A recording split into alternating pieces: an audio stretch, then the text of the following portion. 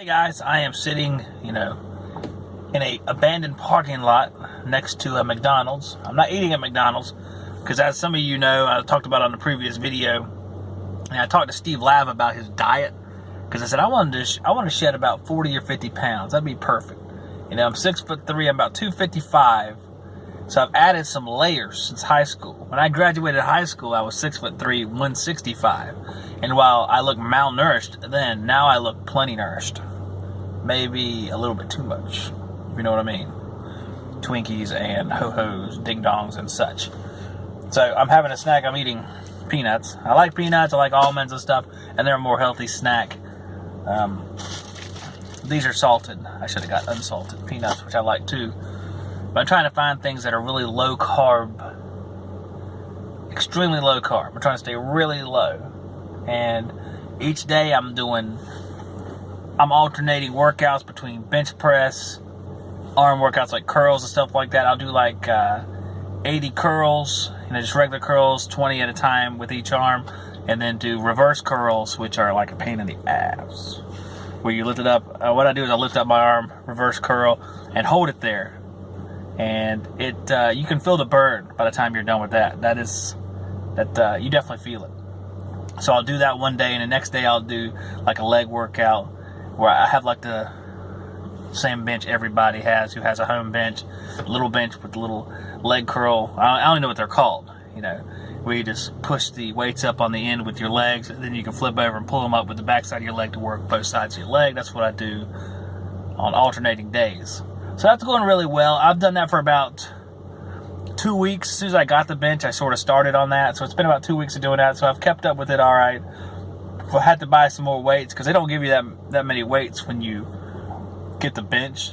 The whole package was like 123 pounds.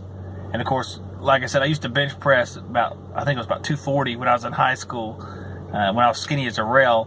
So I figured I'd turn some of this stuff right down here into muscle, and I'll easily bench press a Prius probably. So I just got to work at it. But I have to get some more weights because I need to bench press a little bit more than the current amount of weights is. We had a live show Wednesday night. I'm recording this on Thursday, so if I put it up today, then that means last night. Otherwise, I mean Wednesday night. And we talked about some Manual D stuff, some duct design, duct sizing, rules of thumb. Some of the guys had questions about the 6-inch rule of thumb, and that is, per every 1,000 BTUs, you multiply that number by 6, and you'll get the square inches that your duct should be. So if you have 2-ton machine, it's 24,000. 24 times 6 is 144. Therefore, let's say you had a square duct, needed to be 15 by 10, because that's 150, because it's the next step above 144. Or I think 18 by 8 will work in the by 8 sizes. That's sort of what I mean by that. That's a quick way to get a good idea if your ductwork is the right size. You might have to learn a few other equations along the way. Like round duct, you're going to have to use the area formula, which is pi r squared, which is pi as in 3.14 is the same as pi. They just call that pi. R is radius of the circle, which is halfway across.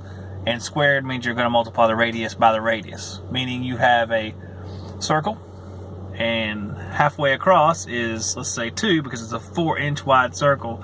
Then the pi r squared is 3.14 times 2 times 2.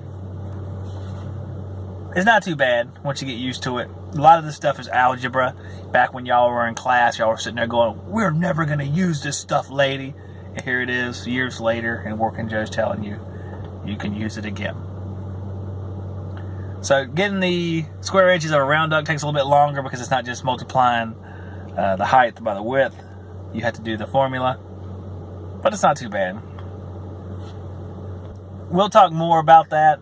We'll get into more about duct design because I figure we can do a few things that are just rules of thumb, real easy ideas that'll give you a really good idea of what to do. Once we move past that, we'll do some stuff on the Pro channel about the available static pressure on a certain blower, how to figure up what your friction rate's going to be based on how much available static you have left after you factor in your pressure drops across your supply grills. And when I mean pressure drop, I mean you're going to lose some pressure moving through these objects because they have some resistance. The supply grill, the return grill, the filter, depending on what filter you have, it's going to change what the pressure drop is. A thicker, like a media filter, will be different than spun fiberglass, or spun fiberglass filter like a grocery store filter. It's going to be different. It's going to have a higher pressure drop. You'll have dampers in the duct. There'll be a few things you'll subtract out from your external static pressure on your blower chart to get your available static pressure. And from there, you can sort of plan ahead. And if you do actually plan ahead and you're using relatively good information, sometimes you're going to have to guesstimate on some of the pressure drops because you don't know exactly what they're going to be. And in the field, you know, once you get to the application part of it, some things might change with your ductwork. You should get a rough idea. You should be pretty close on what your static's going to run with how you set up your ductwork. So I think the last one I did, I had a 0.5 static, and I set up everything, and the static turned out to be just over 0.5. So it was just a little bit higher than I thought, and I don't know what return fittings were used because I was doing it for somebody else. So, but it turned out, I think it was 0.58 was a static. So, and to me that's pretty close. Not knowing what fittings were involved. So each fitting, we're going to go over that too. Somebody just sent me a whole bunch of good information for the Working Joe's website. Some of the stuff that I needed too, actually stuff that I had misplaced in my own that he sent, which is great. And we're going to get into that stuff. We're going to put it up on the website, and we're going to train on that stuff. And we are going to be well-learned HVAC techs, and we will rule the world. So stick around.